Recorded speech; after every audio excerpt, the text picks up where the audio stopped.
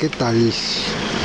Estoy aquí caminando. El día de hoy me salí a leer el libro de México en Llamas de Anabel Hernández porque le había perdido un poquito la pista. Lo había dejado de leer algunos días y hoy me salí a leer y le avancé bastante y me encontré en la página 94 un fragmento que les voy a leer, que les voy a compartir para que vean de qué lado masca la iguana, para que vean lo cerdo que fue Felipe Calderón como presidente y que sigue siendo. Entonces, dice aquí Anabel Hernández: cuando en 2010 publiqué Los Señores del Narco, muchos especularon que el general X, a quien cito en el libro, era Mario Arturo Acosta Chaparro. Así es. Supe de las misiones encomendadas por el gobierno de Calderón gracias a gente muy cercana a él, y él me lo confirmó personalmente días antes de que saliera el libro a la venta. El responsable de controlar al militar era Murillo, siempre con el consentimiento de Calderón y de Galván Galván, compañero de generación de Acosta Chaparro en la Escuela Superior de Guerra.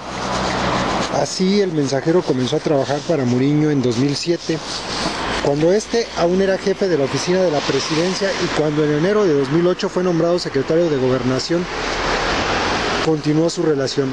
Me dijeron que no me moviera porque estabas trabajando, le dijo Galván Galván a Acosta Chaparro, dándose por enterado de la delicada tarea. A finales de septiembre y principios de octubre del 2008 logró el contacto con el temido Z40 Miguel Ángel Treviño, una de las dos cabezas del cártel de los Zetas, quienes ya trabajaban en alianza con el cártel de los hermanos Beltrán Leiva, luego de la división ocurrida en la Federación de Cárteles creada por Joaquín Guzmán Loera en 2001 y rota por el propio Chapo en febrero de 2008. Antes de reunirse con el Z40, Acosta Chaparro le llamó a Galván para que se lo comunicara al presidente. Nadie lo siguió, lo dejaron llegar y salir del encuentro con el grupo criminal más buscado por el gobierno de Estados Unidos sin llevar a cabo ninguna detención. La condición que había puesto Acosta había sido que no lo siguieran y él no diría el paradero de los narcotraficantes. Se respetó su exigencia. Ya se había reunido con Joaquín El Chapo Guzmán, quien le reveló que una pieza clave para poder fugarse de Puente Grande fue Jorge Enrique Tello Peón, asesor de cabecera de Felipe Calderón en materia de seguridad nacional, con el lema "La libertad no tiene precio". El Chapo describió cómo había pagado por salir de la prisión. Hoy Tello Peón hace intentos forzados por entrar al equipo de asesores del presidente electo Enrique Peña Nieto para alargar su seguro de impunidad. Agua del PRI que pretende volver a su río. Juan Camilo Murillo murió el martes 4 de noviembre de 2008 en el avionazo de las Lomas de Chapultepec, a unos kilómetros de la residencia oficial de Los Pinos, según fuentes allegadas a su familia. Ese no fue un accidente, sino un atentado orquestado por el narcotráfico, según le confesaría el propio Calderón días después a la familia de su hombre más cercano. Los hombres del cártel de Sinaloa aseguran que quien orquestó el atentado fue el Mayo Zambada, en represalia por la detención de su hermano Jesús, el Rey Zambada, para recordar a los Pinos quiénes eran los que mandaban en el país. Le doy vuelta.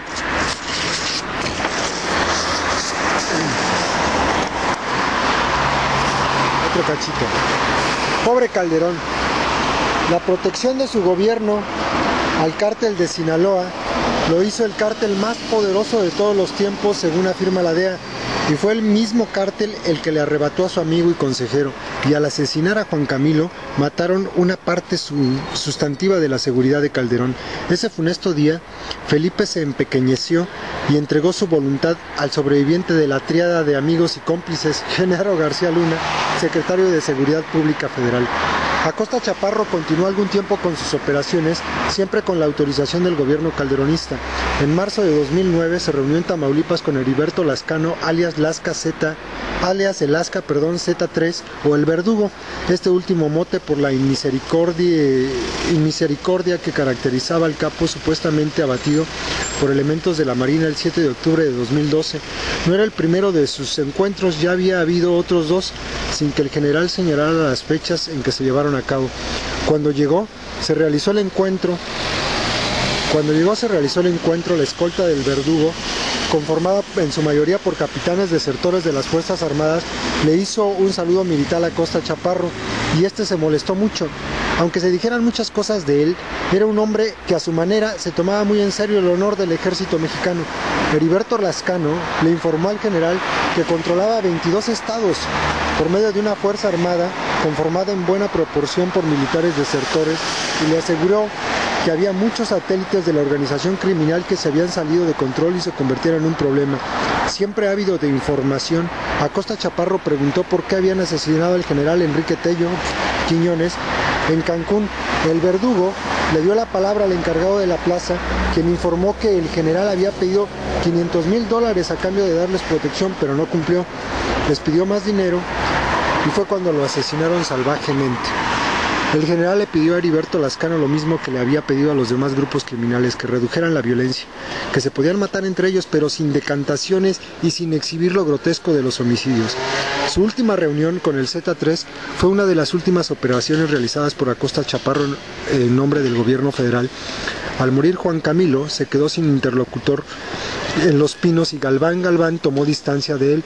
Terminó por no contestarle el teléfono. Casi con desesperación por lo delicado de la nueva circunstancia, el general comenzó a hacer públicas las misiones encomendadas por Calderón de manera indiscreta y a tocar puertas en el gobierno federal. Ninguna se abrió. Desprotegido, necesitaba buscar cobijo y lo encontró en el lugar más peligroso para Calderón y para Galván, el PRI. Acosta Chaparro se convirtió en una piedra en el zapato, primero con el senador Manlio Fabio Beltrones, luego con el gobernador de Guerrero, el neoperredista Ángel Aguirre Guerrero, quien siempre militó en el PRI. El general se volvió peligroso cuando comenzó, a través de Luis Felipe Puente, el polémico expresidente de Atizapán, Estado de México, y secretario del Transporte del gobierno de Peña Nieto, a tener relación directa con quien ya se perfilaba como candidato presidencial único del PRI. El gobierno de Felipe Calderón había sacado al tigre de su jaula y ahora no sabía cómo mantenerlo bajo control. Puta, qué revelador, o sea, de verdad, qué revelador lo que nos presenta en estas 2 páginas Anabel Hernández. Que esta mujer nos da a entender muchas cosas. Por principio de cuentas, a mí me queda bastante claro que al general X, pues lo mandó matar Felipe Calderón. Se convirtió en alguien extremadamente peligroso para sus intereses y pues no le gustó. Yo les sigo recomendando que busquen el libro, está muy muy bueno, México en Llamas. Búsquenlo, cómprenlo, léanlo, vale la pena informarse a través de este tipo de periodismo tan chingón como el que hace Anabel Hernández. Mis respetos nuevamente para esta señora. Les leí estas paginitas para que se motiven a buscarlo y a leerlo. Pues ahí se los dejo para que lo analicen. Saludos. Dejando este ensueño a sus respectivos, repaso lo que queda para mí. Las vías de desarrollo no cruzan por aquí. La única lucha es por sobrevivir. Te educan a que vivas resistiendo y a cada día te quitan algo más.